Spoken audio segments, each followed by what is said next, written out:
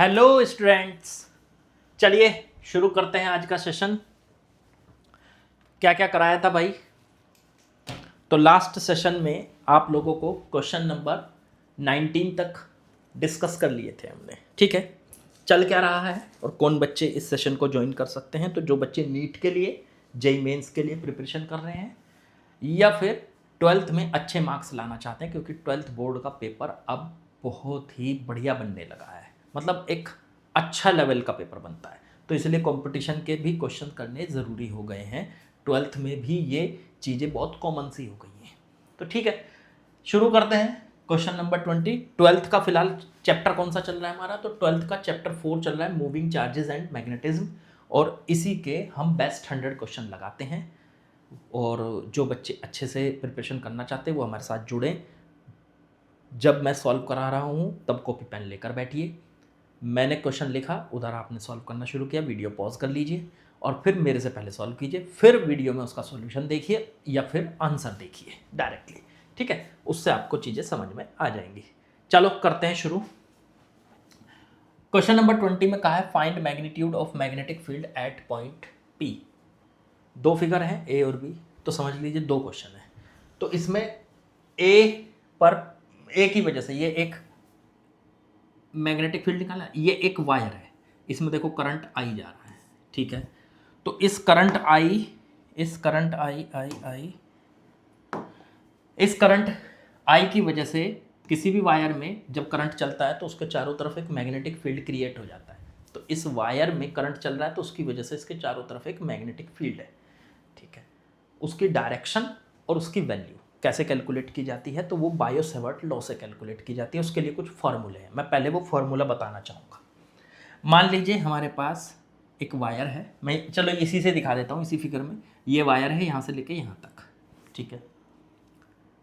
अब इस वायर से परपेंडिकुलर 4D डिस्टेंस दूर एक पॉइंट है P, और यहाँ पे मुझे मैग्नेटिक फील्ड कैलकुलेट करना है। तो मैग्नेटिक फील्ड अगर इस पॉइंट पर कैलकुलेट करना है तो आपको क्या करना है? वायर का फॉर्मूला होता है वो लगाना है। कैसे होता है वो, कैसे यूज़ करते हैं वो समझना जरा। वायर के इधर वाले कोने को, कॉर्नर को इस P पॉइंट से मिला दो और इस एंगल को कहो अल्फा। वायर का ये जो दूसरा कॉर्नर है इसको भी P पॉइंट से मिला दो और इस एंगल को बोलो बीटा, ठीक है। क्योंकि फॉर्मूले में अल्फा और बीटा की ज़रूरत पड़ेगी बच्चों। अब ये वायर है, करंट इसमें ऐसे जा रहा है, ऐसे जा रहा है, ये करंट की डायरेक्शन है। तो करंट की डायरेक्शन में थंब रखिए और अपनी फिंगर्स घुमाइए। राइट हैंड का थंब करंट की डायरेक्शन में रखिए और फिंगर्स घुमाइए। फिंगर्स देखो इस P पॉइंट में अंदर जा रही हैं, तो इसका मतलब यहाँ पे जो मैग्नेटिक फील्ड है वो अंदर की तरफ है, अंदर परपेंडिकुलर इनवर्ड, इस प्लेन के परपेंडिकुलर अंदर की तरफ। तो ये फील्ड हो गया, आपका फील्ड की डायरेक्शन हो गई। अब फील्ड है कितना, ये तो डायरेक्शन निकालने का तरीका है। फिर से सुन लो, करंट की डायरेक्शन में थंब रखो और उंगलियां घुमाओ, अपनी फिंगर्स घुमाओ। फिंगर्स अगर अंदर जा रही हैं तो अंदर की तरफ है फील्ड, तो ये फील्ड अंदर की तरफ है। कितना है उसके लिए फॉर्मूला समझो।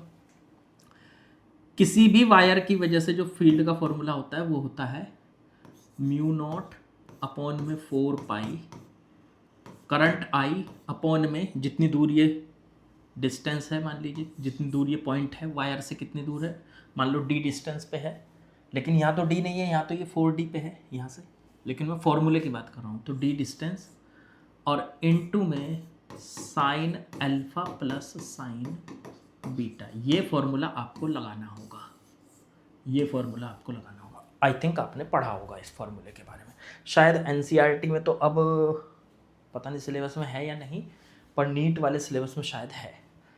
शायद मैं देख लूँगा एक बार, पता नहीं है या नहीं पूरा पक्का, लेकिन आपको ये करके जाना है। फिर भी मैं इसको छोड़ने की सलाह नहीं दूंगा अगर ना भी हो तो ये फार्मूला आपको लगाना है कि किसी भी वायर से आसपास फील्ड कैलकुलेट करना है, तो ये फार्मूला लगाना है। चलो म्यू नॉट अपॉन में 4 पाई, इसको तो चूका तो रखो, इसके अंदर का करंट आई, फिर ये पॉइंट यहाँ से कितना दूर है, तो ये डिस्टेंस कितनी है 4D, तो यहाँ पे D की जगह आ जाएगा 4D। फिर साइन अल्फा। अब अल्फा और बीटा कैसे निकालें? अब एक बात देखो, अल्फा और बीटा निकालने का तरीका सुनो। ये 4D है डिस्टेंस, ये वाली डिस्टेंस चेक करो ये कितनी है, तो ये पूरी की पूरी यहाँ से यहाँ तक 8D है, 8D। ओके, ये 4D, ये 8D, ठीक है। अब ये नीचे वाली बची 2D, ये यहाँ से यहाँ तक की 2D है। तो इससे अल्फा और बीटा निकल आएंगे। कैसे निकल आएंगे मैं थोड़ा सा अलग से बताता हूँ। अगर मान लो मेरे पास एक ट्राइंगल है, ट्राइंगल की ये वाली साइड लेंथ है 4D और ये वाली है 8D, और मुझे मान लीजिए ये अल्फा चाहिए, तो मैं यहाँ से पाइथागोरस लगा के ये वाली साइड निकाल लूँगा पहले, हाइपोटेनियस। तो वो क्या आएगी, 8 का स्क्वायर 4 का स्क्वायर, 8 का स्क्वायर 64 D स्क्वायर और 4 का स्क्वायर 16 D स्क्वायर। ये कितना आ जाएगा सॉल्व करके, 64 + 16, तो ये आ गया आपका 80, अंडर रूट में 80, D स्क्वायर का अंडर रूट हो जाएगा D, तो ये आ जाएगा आपका। इससे क्या कैलकुलेशन हो जाएगी, साइन अल्फा की कैलकुलेशन हो जाएगी। साइन अल्फा होता है परपेंडिकुलर अपॉन हाइपोटेनियस, तो परपेंडिकुलर में है 8D और हाइपोटेनियस में है अंडर रूट 80D। D से D कट गया, आंसर आ गया 8/√80। ये साइन अल्फा की वैल्यू है मेरे बच्चों। मेरे ख्याल से ये तो आपको बिल्कुल बढ़िया से समझ आ गया होगा, साइन अल्फा आ गया ये। अब साइन अल्फा आ गया तो सब ठीक चल रहा है, हाँ ठीक चल रहा है।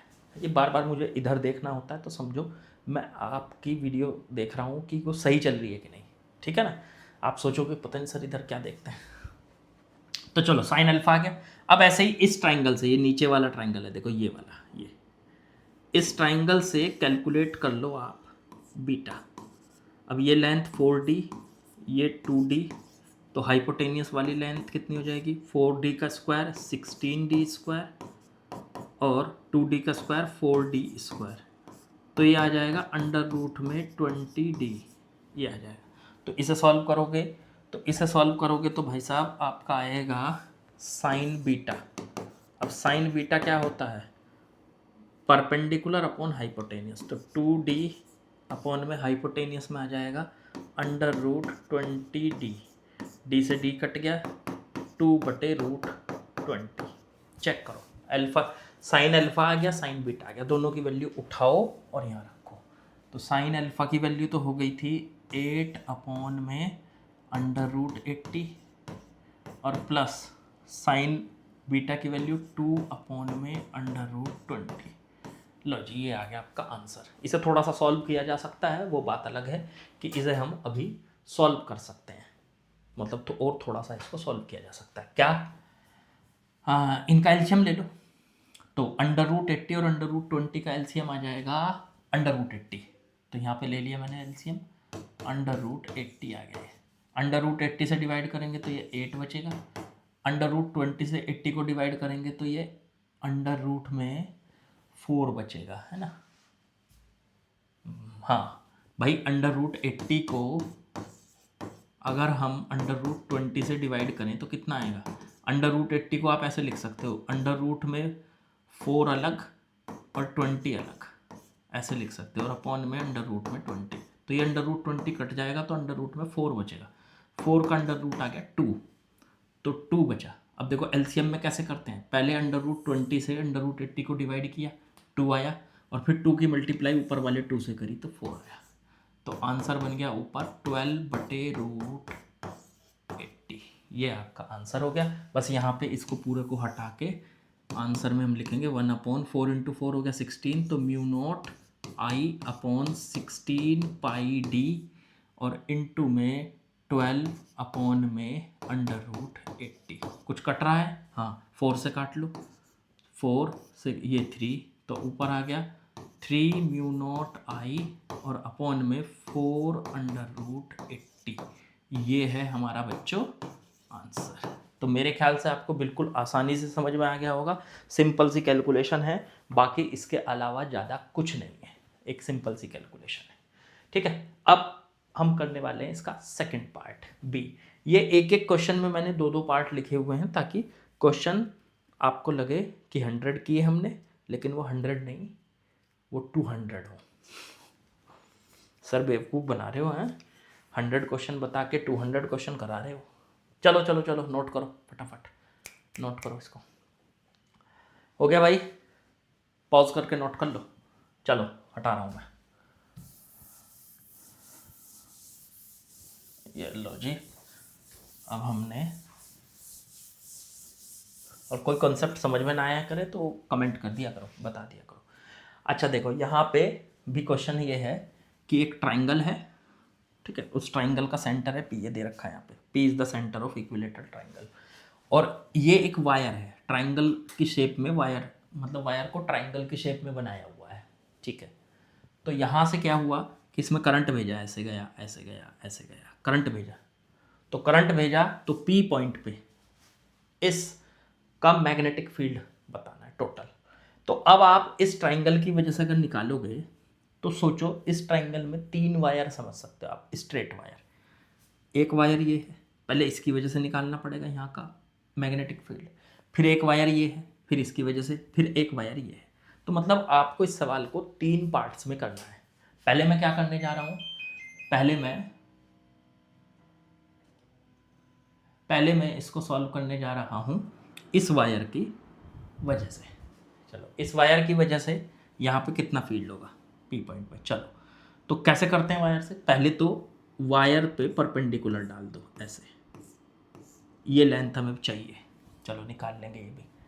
फिर इधर वाले वायर को पूरा भूल जाओ, सिर्फ इस वायर को याद रखो यहाँ से यहाँ तक, और इस वायर की वजह से यहाँ पे फील्ड चेक करेंगे। अब देखो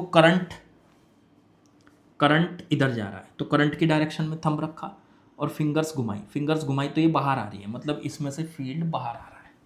तो इसमें जो फील्ड है वो बाहर की तरफ आ रहा है बी, यहाँ। तो बाहर का जो निशान होता है वो ऐसा होता है, वो साइन होता है ऐसा। अंदर की तरफ जा रहा होगा तो ऐसे लगाएंगे क्रॉस, अंदर की तरफ, और ये होता है बाहर की तरफ। तो बाहर की तरफ फील्ड आ रहा है, कितना होगा इस वायर की वजह से होगा, मान लो B1, ठीक है। तो कैसे निकालते हैं वायर की वजह से, तो पहले तो सर वायर का इधर वाला कॉर्नर मिला दो इससे पी से, फिर इधर वाला कॉर्नर मिला दो इससे पी से। इस एंगल को कहो अल्फा, इस एंगल को कहो बीटा।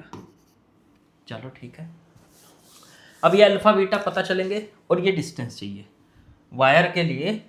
क्या क्या चाहिए आपको, जैसे मान लो वायर अगर ऐसे है और मान लो यहाँ मुझे फील्ड निकालना है, तो पहले तो ये परपेंडिकुलर डिस्टेंस चाहिए, ये डी।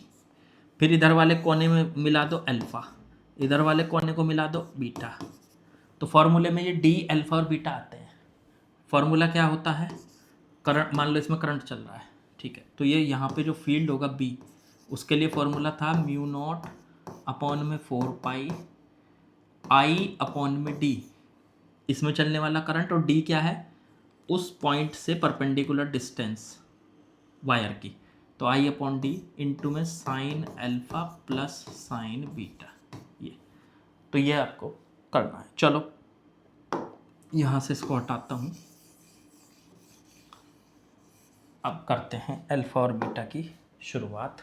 इधर अल्फा बीटा कितना है और ये डिस्टेंस कितनी है, ये निकालना। तो थोड़ा सा ज्योमेट्री का काम है। मान लो मैं इस ट्राइंगल को बाहर निकालूँ, देखो ये वाला ट्राइंगल, ये, तो इस ट्राइंगल को बाहर निकाला, ठीक है, ये अल्फा है, ठीक है, ये वाली डिस्टेंस, ये पूरी कितनी है डी, आधी कितनी होगी D/2, ठीक है।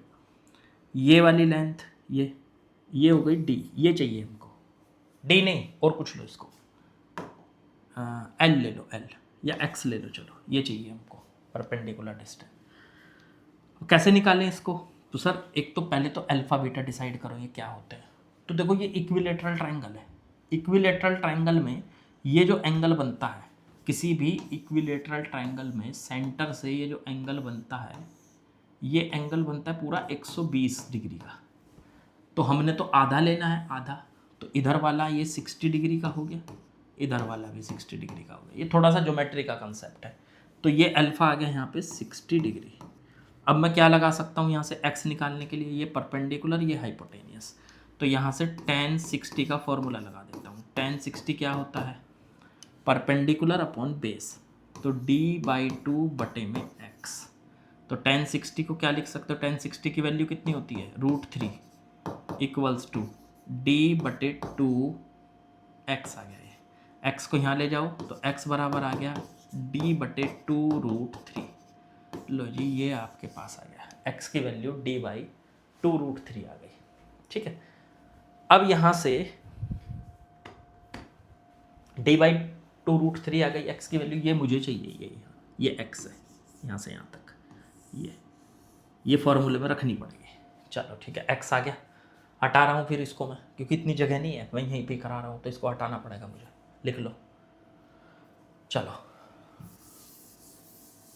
अब यहाँ से ये x पता है d/2√3 और ये एंगल पता है 60 तो इस वायर की वजह से यहाँ पे कितना फील्ड होगा, तो फील्ड होगा B1 कितना, μ0 अपॉन में 4 पाई, इस वायर में चलने वाला करंट I अपॉन में परपेंडिकुलर डिस्टेंस, उस पॉइंट से जहाँ पे फील्ड निकालना है उस पॉइंट से परपेंडिकुलर डिस्टेंस कितनी होगी, तो वो होगी आपके पास x, ये x है, x की वैल्यू रख दूंगा अभी, और इनटू में sine alpha plus sign beta.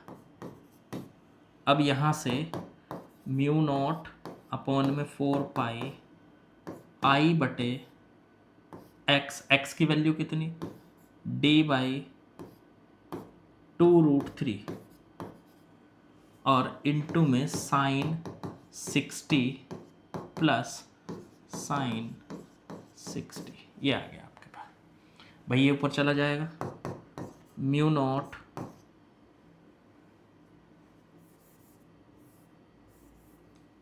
ये हो जाएगा μ0 अपॉन में 4 पाई, ये ऊपर गया तो 2√3i बटे में d, ये आ गया।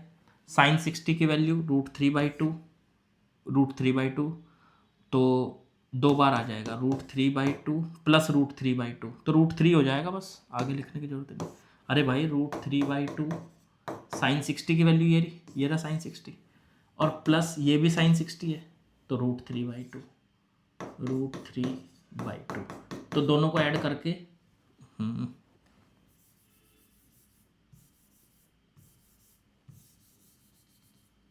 √3/2 ये ऐड करके दोनों को √3 आ जाएगा। ठीक है, तो √3 हो गया। अब यहाँ से 2 से इसको 4 को काट लो, 2 आ गया, सॉल्व कर लो, μ0 अपॉन में 4 पाई की जगह 2 पाई d और ऊपर √3 हो जाएगा 3i, बस यही हमारा। नहीं अभी आंसर नहीं आया, ये आया एक वायर की वजह से, यहाँ से यहाँ तक एक वायर की वजह से यहाँ का फील्ड।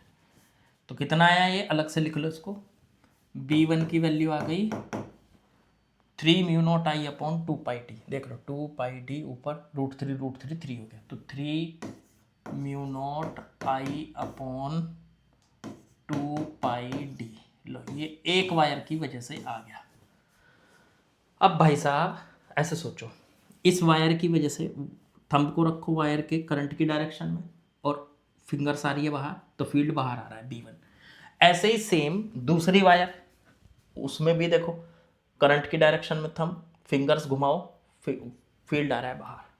ऐसे ही इसमें करंट की डायरेक्शन में थंब, फिंगर्स बाहर, फील्ड आ रहा है बाहर, तो तीनों का फील्ड बाहर आ रहा है, तो इसका मतलब टोटल फील्ड होगा, तीनों के फील्ड को जोड़ दो, ऐड कर दो।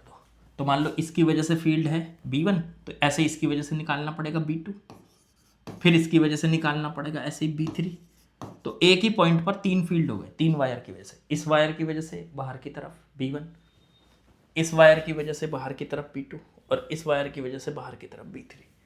तो अगर मुझे B नेट निकालना है तो मुझे तीनों को ऐड करना पड़ेगा, B1 plus B2 plus B3। अब एक बात सोच के बताओ, क्या तीनों की वजह से फील्ड सेम होगा? क्यों सर? क्योंकि जैसा इधर ट्रायंगल बना है, जब हम इस पे परपेंडिकुलर डालेंगे और इधर मिलाएंगे इसको, ऐसा ही सेम ट्रायंगल इधर भी बनेगा। 60 डिग्री का एंगल, 60 डिग्री का यही लेंथ, तो तीनों वायर की वजह से बिल्कुल सेम फील्ड होगा। मतलब B1 B2 B3 क्या होंगे? इक्वल। B1 B2 और B3 इक्वल है। तीनों की वैल्यू क्या है? ये है 3μ0i अपॉन 2 पाई d। अब क्या करें?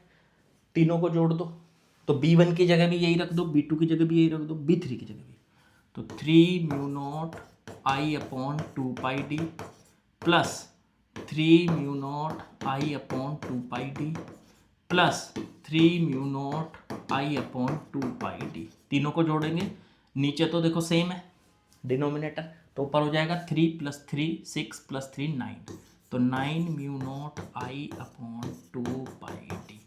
यही है हमारा बी नेट। लो जी, यही है हमारा बी नेट। तो मेरे ख्याल से आप लोगों को बढ़िया से समझ में आ गया कि किस तरीके से हमें टोटल, ये एक क्वेश्चन मत समझना, ये 2 क्वेश्चन हो गए आपके इसी टाइप से। चलो अब आगे बढ़े, इसको थोड़ा रोक देता हूँ, अगला क्वेश्चन लगाता हूँ। चलो भाई, नेक्स्ट क्वेश्चन मैंने लगा लिया है, जरा देखो इसमें क्या बोला है इसने। क्वेश्चन नंबर 21 का ए पार्ट, इसमें भी 2 पार्ट है, पहले ये करेंगे फिर इसके बाद सेकंड पार्ट करेंगे। इसमें कहा है if P is the centre of square, एक स्क्वायर लूप है, ठीक है, और इसमें करंट चल रहा है, देखो ऐसे आई आई आई ऐसे चल रहा है, ऐसे L length L L L और P मिडिल पॉइंट इसका सेंटर। अब यहाँ पे मैग्नेटिक फील्ड निकालना है, बिल्कुल सेम ऐसा ही सवाल हुआ। पहले क्या करेंगे, हम एक वायर की वजह से निकाल, देखो इसमें करंट जा रहा है आई, यहाँ से परपेंडिकुलर डाल लो, ठीक है, इस पॉइंट पे फील्ड निकालना है इस वायर की वजह से। तो पहले तो फील्ड की डायरेक्शन चेक करो, तो ऐसे थंब रखा करंट की डायरेक्शन में और उंगलियां घुमाई, अंदर जा रही हैं, तो मतलब इसकी वजह से जो फील्ड होगा यहाँ बी, वो अंदर की तरफ है, तो क्रॉस लगा दो। क्रॉस का मतलब होता है अंदर की तरफ, परपेंडिकुलर इनवर्ड। अब ये बी निकाल लो, तो कैसे निकालेंगे, इस वायर की वजह से, तो वायर के दोनों कोनों को मिला दो, इधर इधर मिलाओ और इधर मिलाओ, ये एंगल अल्फा, ये एंगल बीटा। ये लेंथ कितनी है, इसकी ज़रूरत पड़ेगी, तो ये लेंथ है हमारी, ये पूरी कितनी है यहाँ से यहाँ तक L, तो आधी कितनी होगी L/2, तो ये हो गई लेंथ L/2। चेक करो, अब ये जो अल्फा बीटा है ये कितने कितने होंगे, अब आप खुद से सोचो। जब कोई हमारे पास स्क्वायर होता है तो स्क्वायर के ऐसे कोने मिलाए जाते हैं, तो ये एंगल 90 का बनता है, और उसका आधा कितना होगा, तो आधा इधर का 45 और इधर का भी 45 का एंगल है, अल्फा और बीटा की वैल्यू 45। अब यहाँ पे मेरे को बी निकालना है, फॉर्मूला लगाते हैं, बी निकालना है म्यू नॉट अपॉन में 4 पाई आई अपॉन में D sine alpha plus sign beta, mu naught upon में 4 पाई आई अपॉन डी, करंट तो इसमें आई चल रहा है, और डी क्या है, डी है जिस पॉइंट पे आप फील्ड निकाल रहे हो उस पॉइंट से वायर पर डाला हुआ परपेंडिकुलर। याद रखो, जब भी डी होता है ना, जैसे वायर ये है, इसमें करंट चल रहा है, और मान लो मुझे इस पॉइंट पे फील्ड निकालना है, तो इस पॉइंट से इस पे परपेंडिकुलर डाल दो वायर पे, वो डी होता है इस फॉर्मूले में जो डी है। तो अब यहाँ इस पी पॉइंट से हमने इस वायर पे परपेंडिकुलर डाल दिया, कितना आया L/2, तो डी की वैल्यू यहाँ रखेंगे L/2। ठीक है भाई, आगे बढ़ो। अब साइन अल्फा, तो साइन 45 प्लस साइन 45, सॉल्व कर लो, म्यू नॉट अपॉन में 4 पाई, ये ऊपर जाएगा 2I/L, साइन 45 की वैल्यू 1/√2 प्लस 1/√2, दोनों को ऐड कर दो, तो म्यू नॉट अपॉन 4 पाई 2I/L, और ये बन गया 2/√2, ये 4 से 4 कट जाएगा, और ये आ जाएगा म्यू नॉट आई अपॉन में √2πL। लो जी, ये एक वायर की वजह से हो गया, या ये कह लो ये जो पूरा का पूरा आपके पास स्क्वायर शेप का लूप है, पूरे की वजह से नहीं है ये सिर्फ इसकी एक साइड की वजह से है। तो ऐसे ही दूसरी साइड की वजह से होगा, इतना ही अंदर की तरफ, ऐसे ही तीसरी साइड की वजह से भी होगा, क्योंकि देखो इसमें थंब को इधर रखोगे अंदर की तरफ, ऐसे ही चौथी साइड की वजह से भी अंदर, तीनों अंदर की तरफ है चारों। इस साइड की वजह से तो निकाल लिया हमने, ऐसे इस साइड की वजह से ये नीचे जा रहा है, आपका नीचे जा रहा है करंट, तो नीचे की तरफ रखो थंब, अंदर की तरफ, तो बिल्कुल सेम इसकी वजह से भी इतना ही होगा, इसकी वजह से भी सेम इतना ही होगा, इसकी वजह से।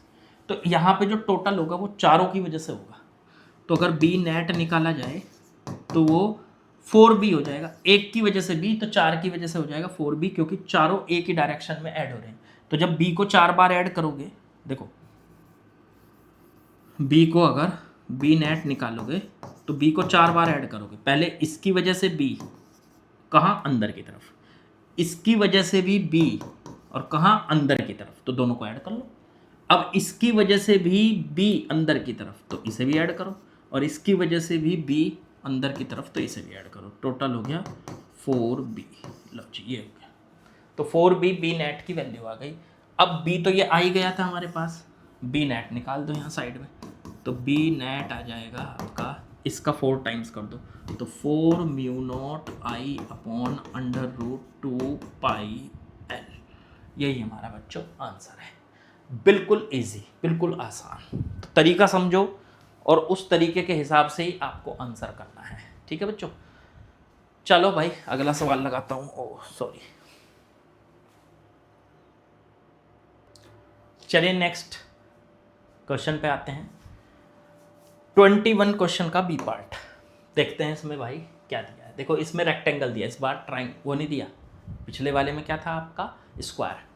ये है रेक्टेंगुलर, आपके पास वायर है रेक्टेंगल शेप में, और उसमें करंट जा रहा है 2 एम्पियर का। इधर 8 मीटर है, इधर 6 मीटर है। तो आपको बताना है पी पॉइंट पर, सेंटर ऑफ द ट्राइंगल, वहाँ पे मैग्नेटिक फील्ड कितना होगा। चलो जी बताएंगे। तो इसमें क्या करना है, पहले इस वायर की वजह से निकाल लो। तो इधर परपेंडिकुलर डालो, इसकी लेंथ कितनी होगी ये, अब ये पूरी कितनी है यहाँ से तक 6, तो ये आधी हो जाएगी 3। ठीक है, फिर इधर मिला लो और इधर मिला लो, ये एंगल अल्फा, ये एंगल बीटा। ठीक है, चलो ये भी निकाल लो। तो ये पूरी लेंथ कितनी है 8, आधी कितनी हो जाएगी 4, तो ये यहाँ से यहाँ तक की लेंथ हो गई 4। अब ये 4 है, ये 3 है, तो क्या हम यहाँ से अल्फा की वैल्यू निकाल सकते हैं? तो बिल्कुल। इस ट्राइंगल को ध्यान दो, इस वाले को, ये वाला ट्राइंगल, यहाँ से tan अल्फा कितना आ रहा है, tan अल्फा, तो tan अल्फा के सामने वाला तो होता है परपेंडिकुलर, और ये है बेस, तो 4/3। अब 4/3 एंगल कहाँ पे होता है tan में, 4/3 वैल्यू कहाँ पे, किस एंगल पे होती है, तो वो होती है tan 53 डिग्री पे। तो बस यहाँ से अल्फा की वैल्यू आ गई 53 डिग्री। अब जो अल्फा है वही सेम बीटा है, तो यहाँ पे 53 डिग्री, इधर भी 53 डिग्री। चलो इतना तो पता चल गया, हटाओ इसको, इसकी अब ज़रूरत नहीं हमको। चलो अल्फा बीटा आ गए। अब यहाँ पे जो फील्ड होगा वो किसकी वजह से होगा, इस वायर की वजह से जो होगा फील्ड, और किस डायरेक्शन में होगा। तो देखो करंट इधर जा रहा है, हमने थंब इधर रखा, फिंगर्स बाहर आ रही है, तो इसका मतलब यहाँ पे जो फील्ड बनेगा वो आउटवर्ड बनेगा, बाहर की तरफ। ये लो कितना बनेगा निकाल लो, तो इसकी वजह से बना B। चलो जी B की वैल्यू निकाल लो, साइड में निकाल लेते हैं यहाँ। तो B equals to mu naught upon में 4 पाई I अपॉन में D, इसमें चलने वाला करंट I, वैल्यू बाद में रख देंगे सबकी, I और अपॉन में D कितना है, ये 3 है, ये परपेंडिकुलर डिस्टेंस ये है 3, तो I अपॉन में 3 और इनटू में साइन अल्फा मतलब साइन 53 और प्लस साइन बीटा तो साइन 53, दोनों सेम है। ये बन चुका है आपका म्यू नॉट आई और अपॉन में 4। ये एक काम करो, वैल्यू रख दें, सॉल्व भी कर दो, छोड़ो बाद में क्या सॉल्व करना, भी कर देते हैं। म्यू नॉट अपॉन 4 पाई की जगह तो रख दो 10 to the power -7, mu naught upon 4 pi की जगह रख दो 10 टू द पावर -7। तो ये तो हो गई 10 टू द पावर -7 इनटू में करंट 2 एम्पियर अपॉन में 3, करंट 2 एम्पियर का है देखो इसमें, इनटू साइन 53 की वैल्यू, साइन 53 4/5 और प्लस 4/5, ये आ गया आपका। इसे सॉल्व कर लो तो ये आ गया 2/3 इंटू में 10 की पावर -7 इंटू 4/5 8/5 आ गया, 16/15 इंटू 10 की पावर -7। लो ये एक वायर की वजह से आ गया, कौन सी वायर है वो, ये वाली। अब इसके सामने बिल्कुल सेम ऐसी तो वायर है, ये वाली जो है, हाँ ये भी बिल्कुल ऐसी है, करंट इसमें इधर जा रहा है, तो इसका भी फील्ड इतना ही बनेगा, पर किस डायरेक्शन में बनेगा वो देख लो। तो फील्ड इधर, करंट इधर, तो करंट की डायरेक्शन में थंब, देखो ऐसे करंट की डायरेक्शन में थंब, और ऐसे देखो बाहर आ रहा है, तो इसका भी फील्ड इतना ही बन रहा है, बाहर आ रहा है, और ये वाला भी फील्ड इतना ही था, बाहर आ रहा था, तो दोनों ऐड हो जाएंगे, तो इन दोनों का काम हो जाएगा, इसकी वजह से और इसकी वजह से। तो इसकी वजह से और इसकी वजह से जो है वो जितना फील्ड आया है उसका डबल कर दो, तो इन दोनों की वजह से आ जाएगा 2B, इसका डबल कर दो, तो 16 इंटू 16, वो 2 इंटू 16/15 और इंटू 10 की पावर -7, तो ये आ गया 32/15 इंटू 10 की पावर -7। ये हो गया आपका इन दोनों वायर की वजह से फील्ड सेंटर में। अब बची कौन सी दो वायर, ये वाली, एक ये, इनका भी सेम होगा और सेम डायरेक्शन में होगा बाहर की तरफ। देखो इसमें भी थंब को रखा करंट की डायरेक्शन में, देखो करंट की डायरेक्शन में, फिंगर्स बाहर की तरफ आ रही है, इसका भी फील्ड बाहर, इसका फील्ड कह दो यहाँ B' और वो भी बाहर की तरफ है, इतना ही इसका होगा, तो उसी का डबल कर देंगे। तो चलो B' निकालें, अब इसको तो लिख लो साइड में, इन दोनों की वजह से कितना आया, इसकी और इसकी वजह से कितना आया, दोनों की ये आया, ये, तो इनको अलग लिख लो।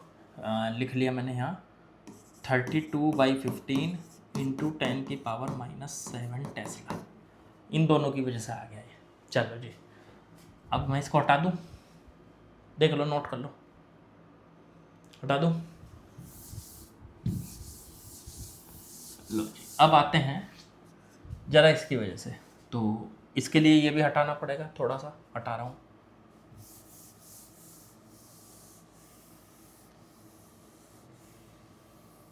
बस, अब यहाँ से परपेंडिकुलर डाल दो, ठीक है। इसकी लेंथ ये पूरा कितना था 8, तो ये हो जाएगा 4, फिर इधर मिला दो इसको और इधर मिला दो, एक अल्फ़ा एक बीटा, पहले तो अल्फ़ा बीटा सॉल्व कर लो।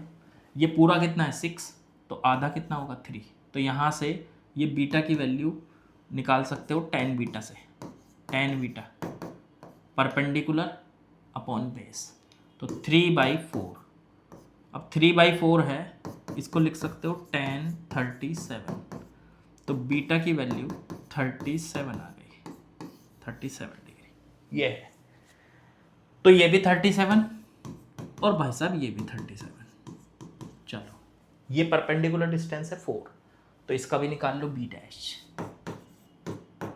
तो कितना μ0 अपॉन में 4π I अपॉन में d, साइन अल्फा तो साइन 37 प्लस साइन 37 दोनों सेम ही है,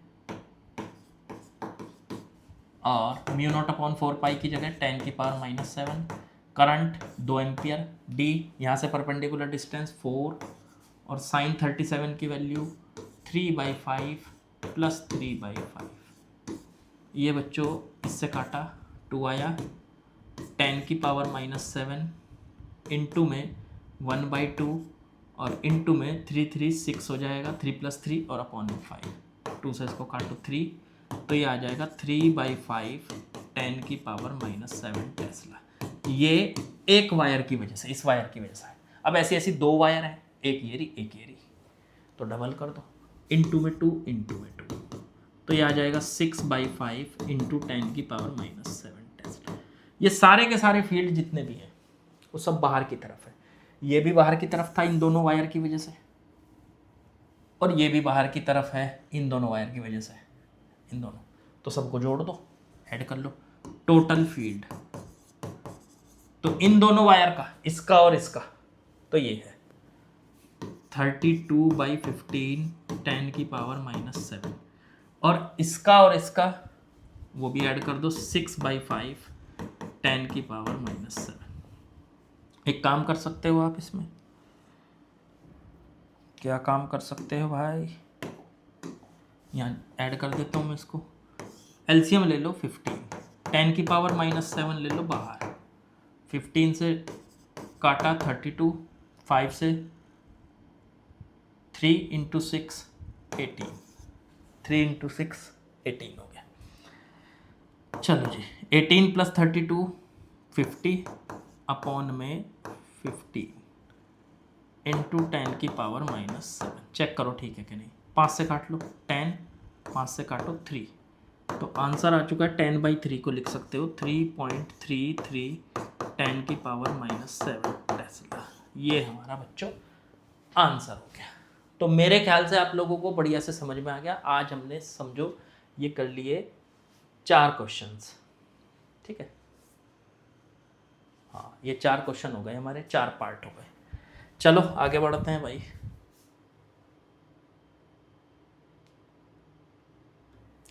चलो नेक्स्ट क्वेश्चन पे आ गए हम।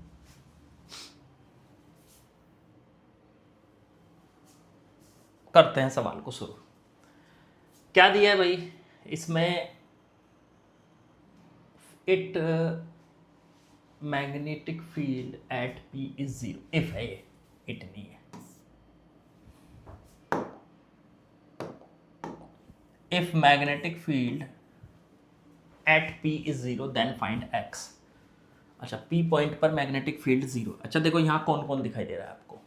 यहाँ 2 वायर नजर आ रही है, एक ऐसी जिसमें करंट ऐसे जा रहा है, एक वायर ऐसी जिसमें करंट ऐसे जा रहा है। चलो ये वायर भी इनफाइनाइट लेंथ की है और ये वायर भी इनफाइनाइट लेंथ। पहले यहाँ पे फॉर्मूला कौन सा यूज होगा वो याद कर लो। अगर कोई वायर है उससे d डिस्टेंस पे यहाँ हमें फील्ड निकालना है, लेकिन इधर भी वो इन्फिनिटी तक जा रही है, इधर भी, मतलब वो एक क्या बोली जाएगी, लॉन्ग वायर, लॉन्ग वायर बोली जाएगी।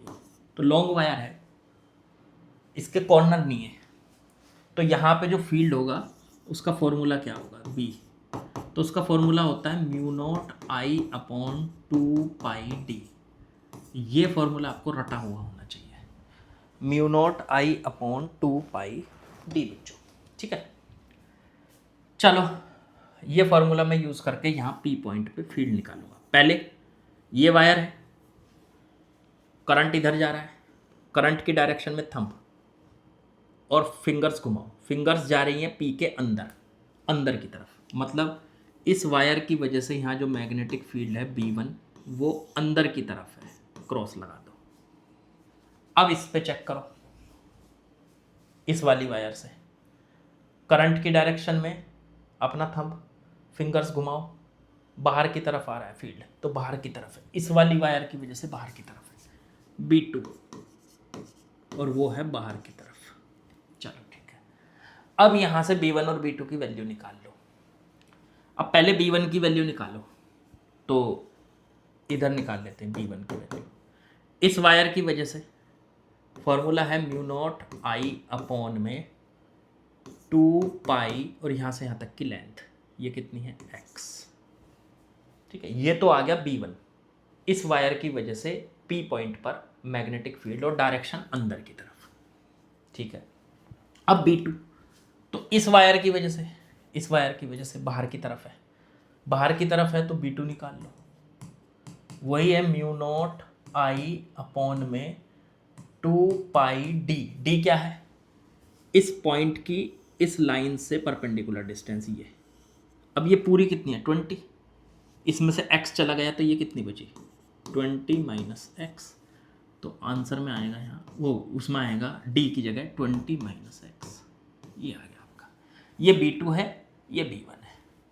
अब इन्होंने कहा है कि यहाँ पे नेट फील्ड 0 है, P पॉइंट पर फील्ड कितना है 0 है, तो मतलब B नेट की वैल्यू 0 दे रखी। चलो ठीक है, अब B नेट हमारे हिसाब से क्या होना चाहिए, B1 और B2 को आपस में ऐड कर दो। अब B1 तो अंदर की तरफ है, अंदर की डायरेक्शन को लेते हैं माइनस, और B2 बाहर की तरफ है, बाहर की डायरेक्शन को लेते हैं प्लस। तो B1 vector plus B2 vector, B net की वैल्यू यही तो होगी, B1 vector plus B2 vector equals to 0 vector. तो B1 की डायरेक्शन है अंदर की तरफ, देखो अंदर की तरफ है, ये इनवर्ड जा रहा है, तो ये मैग्नेटिक फील्ड होगा अंदर की तरफ होगा, तो किस में लेना पड़ेगा आपको माइनस में, तो माइनस का μ0I में 2πx, क्योंकि जब भी हमें वेक्टर में रखना होता है तो डायरेक्शन रखनी होती है, और डायरेक्शन किससे ले सकते हैं, आई जे के से ले सकते हैं, और प्लस और माइनस से भी ले सकते हैं। तो मैंने यहाँ पे इसको माइनस से लिया, अंदर की तरफ हो गया है। फिर प्लस B2 किधर है, B2 बाहर की तरफ है तो प्लस लो। B2 की वैल्यू ये आई थी, म्यू नॉट आई बटे 2 पाई 20 माइनस एक्स, और इक्वल्स टू में 0। बस ये 0 के इक्वल हो गया, मतलब इन दोनों मैग्नेटिक फील्ड को ऐड करके 0 आ रहा है। सीधी सी कहानी ये हो गई, दोनों मैग्नेटिक फील्ड्स को ऐड करके 0 आ रहा है।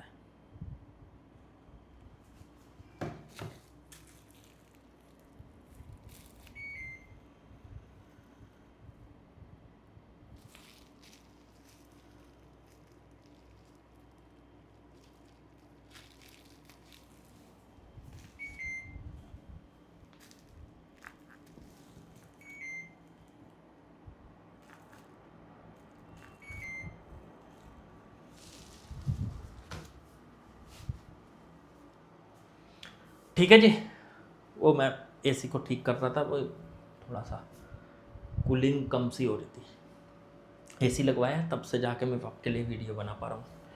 यहाँ पे आके बिल्कुल सांस भी नहीं आता था, थोड़ा सा बंद कमरा है बहुत, इसीलिए वीडियो बीच में बहुत स्किप हो गई। चलो अब यहाँ से इसको इधर लेके जाएंगे, तो ये थोड़ा सा ये हटा देता हूँ। तो फॉर्मूला लिखवाया था मैंने, ये 0 है,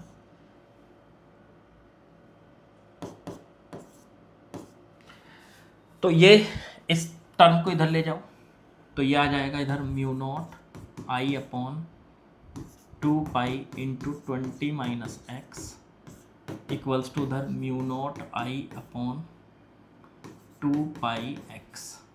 2 पाई से 2 पाई कट गया, म्यू नॉट आई से म्यू नॉट आई कट गया, तो ये बचा 1 अपॉन में 20 minus x is equal to 1 upon में एक्स। चेक करो जरा यही बचा कि नहीं। ठीक है भाई, अब क्रॉस मल्टीप्लाई, ठीक है, आई तो कट ही रहा है दोनों तरफ से, आई का तो कोई फर्क ही नहीं पड़ा। इधर x और इधर 20 माइनस एक्स, एक्स को इधर ले आओ 2x हो जाएगा, ये हो जाएगा 1 मिनट गड़बड़ हो गई, सीटी बज गई। करंट तो दोनों में अलग अलग था करंट यार अलग अलग था, यहाँ I1 लेना था, यहाँ I2 लेना था। I1 I2 कटेंगे नहीं, ये था I2, ये था I1, ये था I2, ये था I1, ये I1, ये I2। अब ठीक है, इसमें करंट I2 है, ये I2 है 4 एम्पियर, और ये 9 एम्पियर I1 है। अब करो, अब म्यू नॉट कटेगा, I1 I2 बच जाएंगे। I2 की वैल्यू रखो यहाँ से 4 बटे में 20 माइनस एक्स, ये तो बच गए, 2 पाई कट गए, म्यू नॉट से म्यू नॉट कट गया, I1 I2 बच गए। तो I2 की जगह 4 और I1 की जगह 9 अपॉन में x।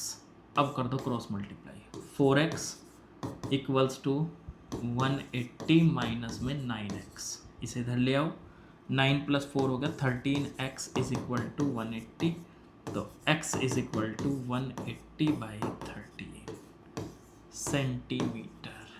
ये हमारा आंसर हो गया। ठीक है, तो x की वैल्यू पता चल गई कि कहाँ पर मैग्नेटिक फील्ड 0 हो रहा है। तो आई थिंक आप लोगों को बढ़िया से समझ में आया कि मैंने किस किस तरह से क्वेश्चंस को किया। बिल्कुल आसान है, कुछ भी कोई रॉकेट साइंस नहीं है, बहुत आसान सी चीज़ें हैं, बस आपको बेसिक्स पता होने चाहिए। जहाँ पे भी आप जिस भी कोचिंग में पढ़ रहे हैं या मेरे से ही पढ़ रहे हैं, जहाँ पर भी पढ़ रहे हैं, आपको बस बेसिक्स फॉर्मूले पता होने चाहिए। क्वेश्चंस फिर करने की जिम्मेदारी हमारी। अब आप कहोगे कि सर आप कर दोगे तो हम क्या करेंगे, नहीं करूँगा तो मैं, पर वो सीखोगे तो आप। क्वेश्चन पहली ट्राई आपकी होनी चाहिए, तभी वो फिर क्वेश्चन बहुत अच्छे से समझ में आएगा। तो पहली ट्राई आपकी, दूसरी ट्राई मेरी। चलिए, कंटेंट अच्छा लगे, मेरी एफर्ट अच्छी लगे तो लाइक शेयर सब्सक्राइब ज़रूर कीजिएगा। बाकी मिलते हैं कल की वीडियो में। Okay bye.